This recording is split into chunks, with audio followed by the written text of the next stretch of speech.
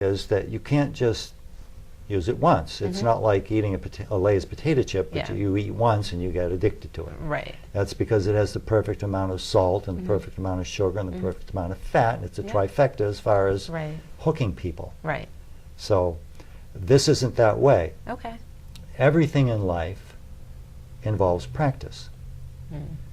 And a person who gets anxious easily is an expert at getting anxious because they've practiced it that much. That's a good way of looking at it. We're an expert at all sorts of things that we don't want to be. Right. And so the idea is they want to become an expert at how to relax fear. Whether it's well, they don't want to relax a biological fear because that's in our basic instincts, just the irrational ones. We need that.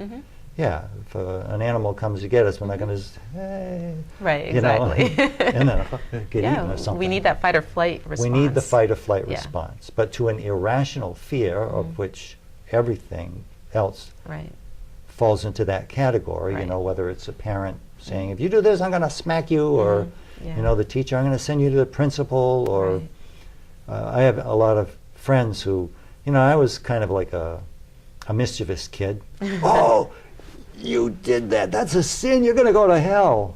They'd say stuff like that. Sounds like Catholic school. Which I went to, by the way. So, yeah. And then you get the politicians on both sides, and their main job is to scare you, and they scare people. So Republicans have their group of people that they scare, and the Democrats have their group of people that they scare, and the Tea Party people have theirs. And I like to think that I'm in the independent, rational, but you know, I still have all my upbringing as well. Right, exactly. We all do.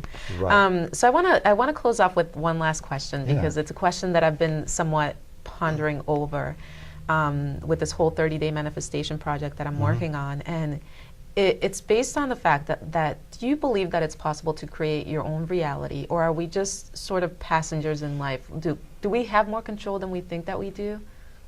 Well, we're not taught that we have more control than we think we do, so we become automatons based on everything that we've learned that everybody else has given us. Right. And when you're an automaton, you don't really question things all that much. Right. All right? And in truth, you know, when kids go through the age of between 3 and 5, they're asking thousands and thousands and thousands of questions. Yeah. Well, there's a reason for that. We're supposed to. Right. But we take all of that information that other people are giving us, and we take it as, oh, they're credible because they're an adult. Right. Or they're older than I am, so they know more. Yeah. But we're too young to be able to, you know, to deny that. Right, right. So we believe that. But then we go through the ages of being, you know, teenagers. Yeah.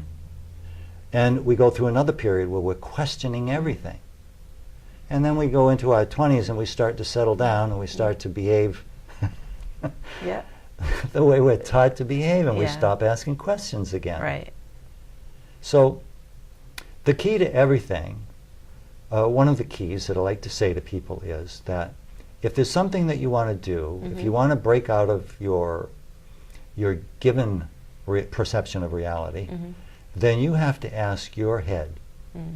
Because when you ask your head, you're asking your unconscious. Right.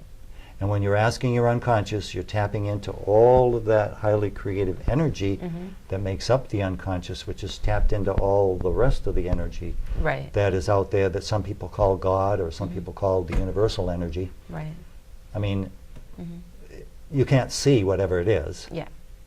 But when you ask it questions, granted, you're not going to get the answer right away. Right. Because some things, the answer isn't there yet. But your unconscious mind is going to be creating, say, the pieces of the puzzle. And it's not going to create the border first, like people when they make a puzzle. It's easier if you get all the border pieces and you start building in. Right. The unconscious builds from the inside, and it gives you pieces, and then all of a sudden you get this, aha, you got the answer. Okay. And from there, you don't have to wait. And the inside is different from a whim. Because whims are almost always negative. Right.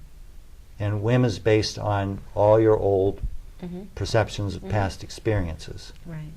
So you want to avoid the whims, and you want to ask yourself questions about everything. And be patient. Yes, and one of the best questions to ask yourself is to ask, how do I relax fear, or if you want to call it dread, or anxiety?